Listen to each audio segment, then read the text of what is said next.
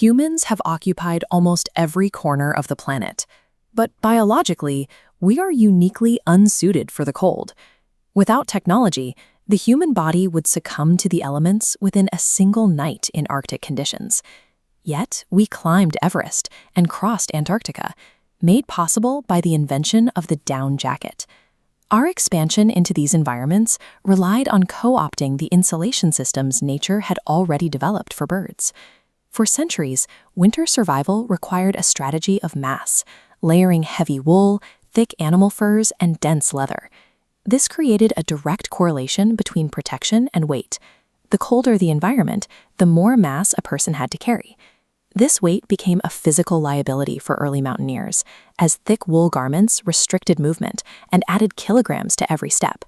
Then there was the moisture.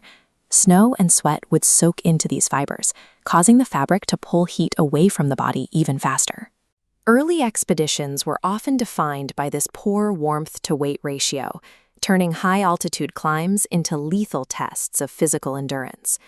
In 1935, an outdoorsman named Eddie Bauer nearly died of hypothermia during a fishing trip. His heavy, wet clothing had failed to regulate his body temperature. Surviving that failure drove him to find a more efficient way to retain heat without the bulk of traditional fabrics. He looked toward waterfowl, birds that remain mobile and warm while swimming in freezing alpine lakes. The secret is down, a layer of quill-less clusters beneath the bird's exterior feathers. Warmth is a function of trapping air to prevent heat loss. As these clusters expand, they create millions of tiny air pockets, blocking the transfer of body heat. Birds stay warm because they are effectively wrapped in one of the most efficient air-trapping systems found in nature. Bauer's first challenge was mechanical. Gravity pulled loose down to the bottom of the garment, leaving the upper body exposed.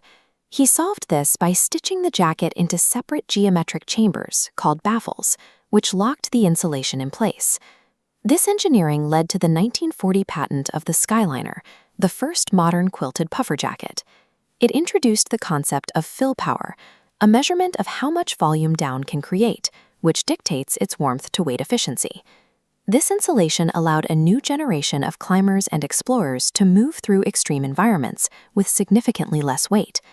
The baffle system decoupled warmth from weight, allowing for longer and more ambitious expeditions into sub-zero climates. Natural down has a single point of failure: moisture. When it gets wet, the clusters lose their structure.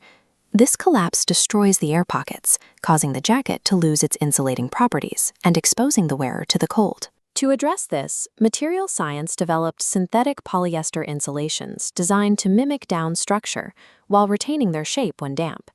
Waterproof outer layers were later integrated to protect the thermal core from rain and melting snow. Modern gear is now a multi-part system: an outer shell to block the weather, and an inner layer of trapped air to retain biological heat.